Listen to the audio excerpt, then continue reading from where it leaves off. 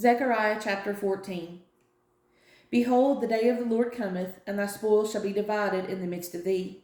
For I will gather all nations against Jerusalem to battle, and the city shall be taken, and the houses rifled, and the women ravished, and half of the city shall go forth into captivity, and the residue of the people shall not be cut off from the city. Then shall the Lord go forth and fight against those nations, as when he fought in the day of battle. And his feet shall stand in that day upon the Mount of Olives, which is before Jerusalem on the east. And the Mount of Olives shall cleave in the midst thereof toward the east and toward the west. And there shall be a very great valley, and half of the mountain shall remove toward the north, and half of it toward the south. And ye shall flee to the valley of the mountains, for the valley of the mountains shall reach unto Azel. Yea, ye shall flee like as ye fled from before the earthquake in the days of Uzziah king of Judah. And the Lord my God shall come, and all the saints with thee. And it shall come to pass in that day that the light shall not be clear nor dark, but it shall be one day which shall be known to the Lord, not day nor night, but it shall come to pass that at evening time it shall be light. And it shall be in that day that living waters shall go out from Jerusalem, half of them toward the former sea, and half of them toward the hinder sea. In summer and in winter shall it be. And the Lord shall be king over all the earth. In that day shall there be one Lord, and his name one. All the land shall be turned as a plain from Geba to Rimmon, south of Jerusalem, and it shall be lifted up and inhabited in her place, from Benjamin's gate unto the place of the first gate, unto the corner gate, and from the tower of Hanil unto the king's winepresses.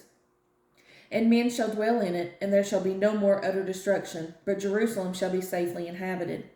And this shall the plague wherewith the Lord will smite all the people that have fought against Jerusalem.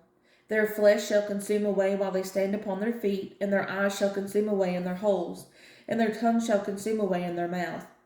And it shall come to pass in that day that a great tumult from the Lord shall be among them, and they shall lay hold every one on the hand of his neighbor, and his hand shall rise up against the hand of his neighbor. And Judah also shall fight at Jerusalem, and the wealth of all the heathen round about shall be gathered together, gold and silver and apparel in great abundance.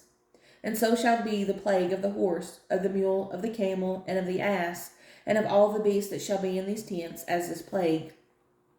And it shall come to pass that every one that is left of all the nations which came against Jerusalem shall even go up from year to year to worship the King, the Lord of hosts, and to keep the Feast of Tabernacles. And it shall be that whoso will not come up of all the families of the earth unto Jerusalem to worship the King, the Lord of hosts, even upon them shall be no rain.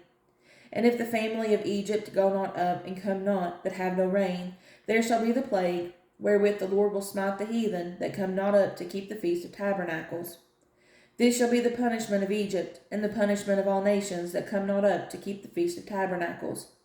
In that day shall there be upon the bells of the horses holiness unto the Lord, and the pots in the Lord's house shall be like the bowls before the altar.